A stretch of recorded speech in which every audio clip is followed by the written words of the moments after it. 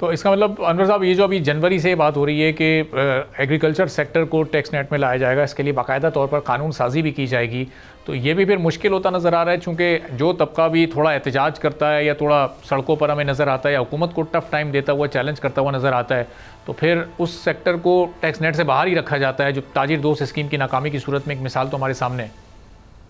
देखिए, ये तो एक इम्पॉसिबल काम है एग्रीकल्चर टैक्स, इसलिए ताजिर दोस्त स्कीम तो बिजनेस कम्युनिटी का वही था। यहाँ पे तो जो लोग, अगर एग्रीकल्चर टैक्स की बात है तो लोग पार्लियामेंट में बैठे हैं, वही लोग डिसीजन लेते हैं, तो आज तो वो डिसीजन नहीं ले सके। देखें ना, हमने अपना कोई रोड मैप बनाया है, कोई अपना रेवेन्यू कलेक्शन का कोई मैकेनिज्म बनाया है? नहीं।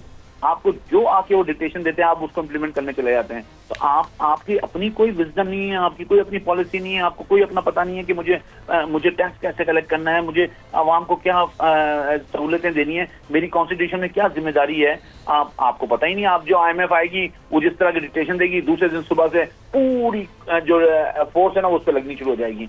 अब आखिर में जाके पता चलता है, अरे ये तो हम गलत रास्ते पे आ गए, चलो भाई वापस चलो, दूसरे रास्ते पे चलते हैं। सब्सक्राइब करें और बेल दबाएं ताकि कोई खबर रह न जाए।